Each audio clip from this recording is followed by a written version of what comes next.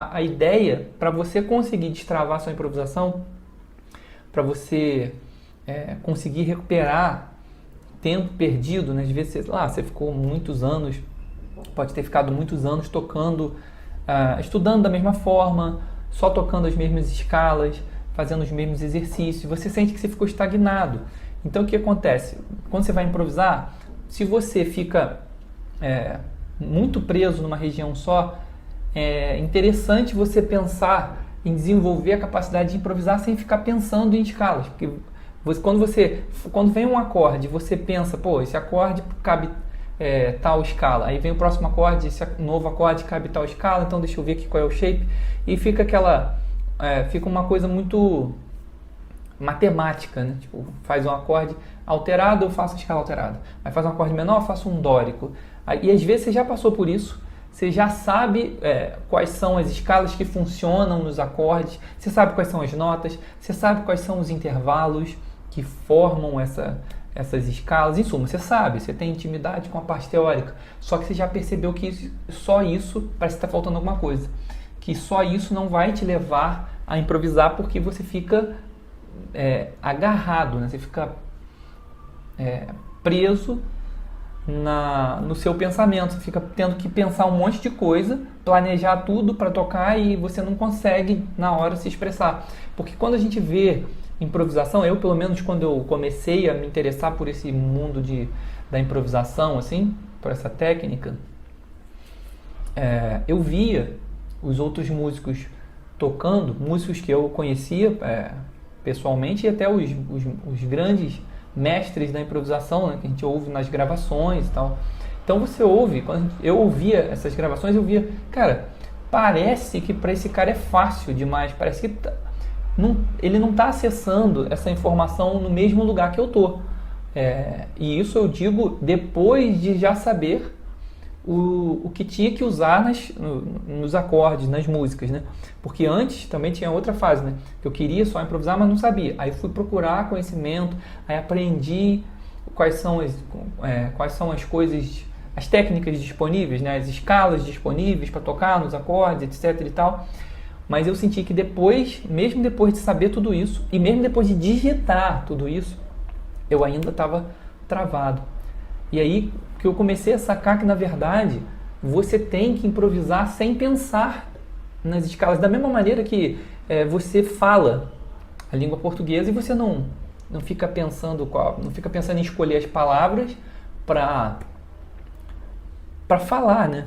Eu vi uma vez o Chick Corea falando isso, que ele falou, improvisação é mais ou menos parecido com com falar, né? Então agora aqui, por exemplo, eu estou falando aqui com você e eu estou improvisando dentro da língua portuguesa. Eu sei qual é o assunto que eu quero falar com você de improvisação e de improvisar sem pensar em escalas e de como você pode recuperar tempo perdido, que às vezes você sente que ficou um tempão estudando a mesma coisa no segundo lugar. Então eu tenho essa ideia e aí eu vou buscando na minha cabeça coisas que formam os raciocínios, né, o meu raciocínio para poder dizer as frases e você entender. Só que eu não defini palavra por palavra. Agora, por exemplo, eu não estou lendo tudo o que eu estou falando aqui com você. Eu sei o que eu vou dizer, eu já decidi qual é o tema, mas não tem palavra por palavra. É mais ou menos a mesma coisa. Então, quando você vai improvisar, essas informações elas têm que estar armazenadas num outro lugar.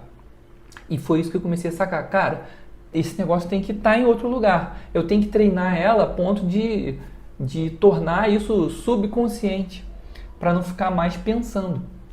E aí eu comecei a pesquisar, inclusive sobre essa questão da linguagem, como é que funciona e tal, e outras coisas também, outras técnicas que a gente acaba tornando automático, como por exemplo, dirigir um carro, nadar, fazer atividades como correr, né, os nossos movimentos, você não pensa nos movimentos que você faz para subir uma escada, até porque se você pensar, acho que você cai.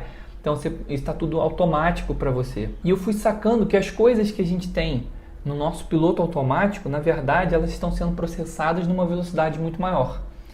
Porque quando você internaliza uma coisa a ponto de estar subconsciente, ela ela tá meio que num ambiente do seu cérebro que está numa prontidão. Quando você precisar, você acessa ela muito mais rápido. Sabe, tipo, eu não sei fazer muitas analogias em relação a isso, porque eu não sou especialista na área de neurociência, né? Não sou, não sei nada disso. Mas é como se tivesse... Sabe quando você carrega no computador, né? Sei lá, você carrega uma página, aí depois você acessa ela, mas ela já está carregada, aí ela abre muito mais rápido, ela não precisa carregar todas aquelas informações, buscar todas aquelas informações, aquilo já está pronto ali, só de você apertar o negócio aparece para você.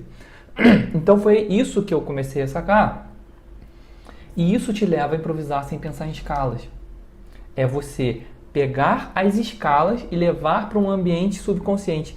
Por exemplo, como você faz isso? Uma das técnicas que você pode utilizar e que você pode treinar hoje aí mesmo é o que eu chamo de absorção. Como é que você faz a absorção?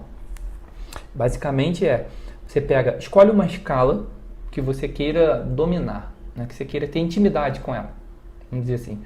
Dominar 100%, acho que, sei lá, é muito difícil, né? Porque pensar em todas as combinações possíveis é muita coisa. Mas assim, de você ter intimidade de ser fluente nela, né? Você se expressar naquela escala.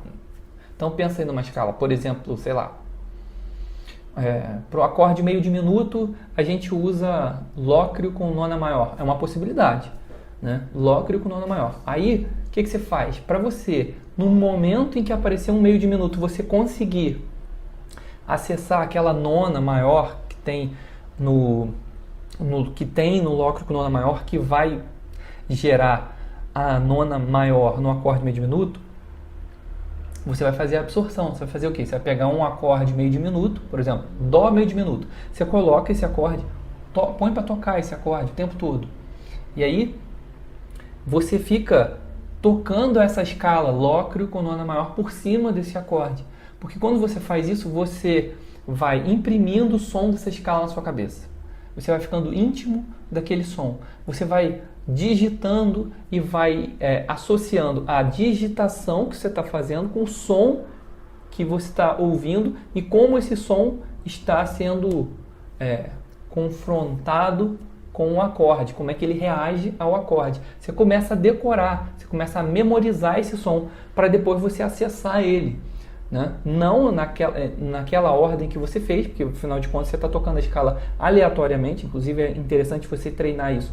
Tocando a escala aleatoriamente, você não precisa tocar sempre na sequência, você toca aleatório e isso vai tornando essa escala muito familiar aos seus ouvidos. E a sua parte mecânica também, né? A sua parte técnica, né? Você consegue acessar o som, só de ouvir, você já sabe...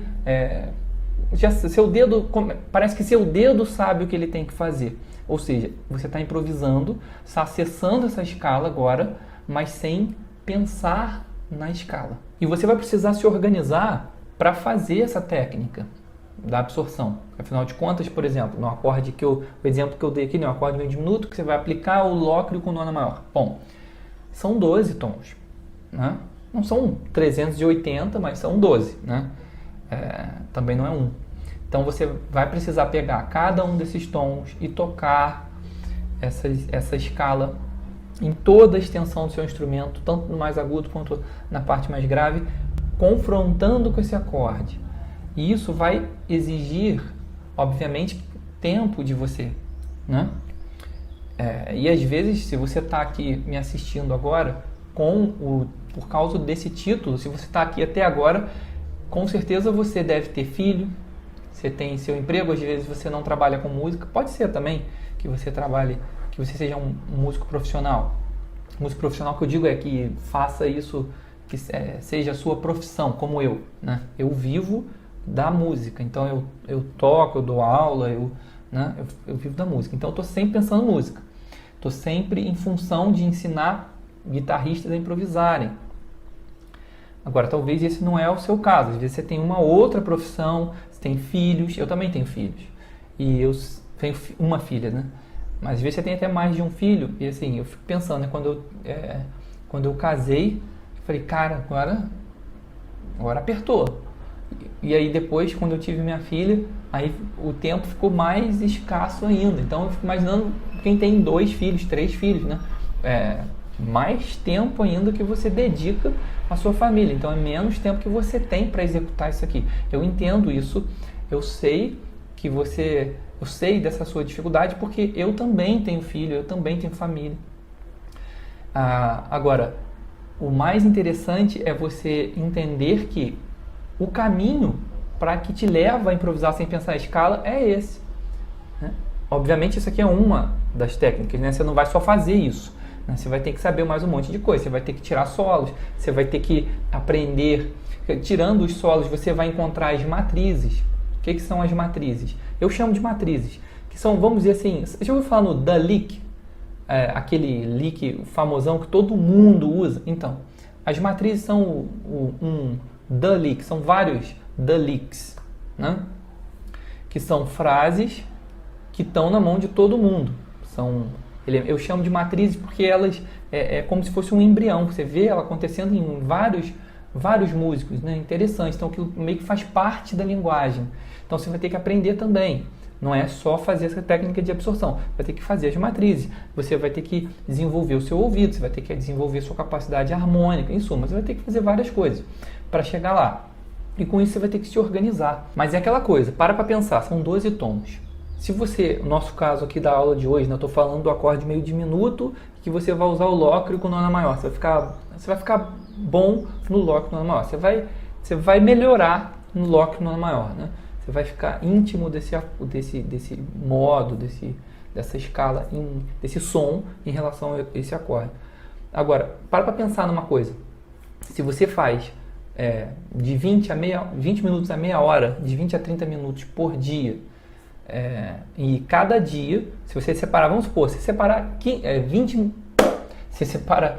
30 minutos, queria falar uma coisa, falei outra, que se você separa 30 minutos por dia para fazer a absorção, em 12 dias, e todo dia você faz um tom, em 12 dias você passou por todos os tons. Olha, você agora em 12 dias, você tem uma experiência com um acorde meio diminuto que você não ia ter em 10 anos.